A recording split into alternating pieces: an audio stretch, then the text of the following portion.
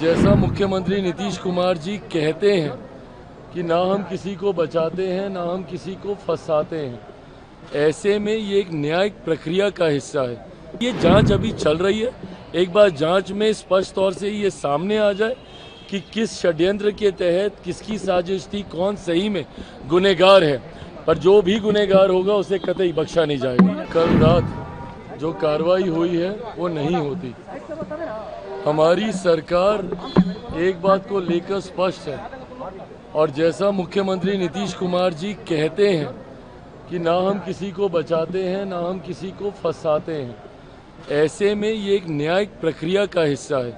देखिए, जो घटना घटी है वो दुखद है और मैं कतई इस बात का पक्षधर नहीं हूं कि your crime is lesser than mine या my crime is lesser than yours. That doesn't mean कि ये क्राइम नहीं है। अगर एक भी घटना घटती है, मैं कंपैरेटिव स्टडी में नहीं जा रहा, एक भी घटना घटती है वो चिंता का विषय है हमारी सरकार के लिए, वो चिंता का विषय है। ऐसे में बस इतना विश्वास ज़रूर दिलाऊंगा कि जो भी दोषी होगा उसे कतई बख्शा नहीं जाएगा। हर दोषी के ऊपर सख्त से सख्त कार्रवाई होगी। बट ये जांच अभी चल रही है। एक बार जांच में स्पष्ट तौर से ये सामने आ जाए कि किस षड्यंत्र के तहत किसकी साजिश थी, कौन सही में गुनहगार है, पर जो भी गुनहगार होगा उसे कतई बख्शा नहीं जाएगा।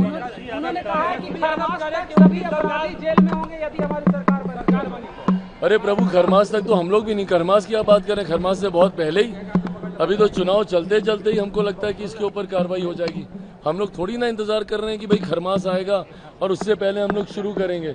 जैसे ही जांच सामने आती है, जैसे ही कोई तथ्य मिलते हैं, सबूत मिलते हैं, जल्द से जल्द कार्रवाई होगी। हम लोग थोड़ी इसको प्रोलॉन्ग करके रखेंगे कि भैया सबूत आज मिले, हम लोग खरमास का इंतजार करेंगे। और हमारी सरकार में हम लोग इस बात को भी सुनिश्चित करते हैं कि किसी भी तरीके के न्याय मिलने में विलम्ब नहीं हो।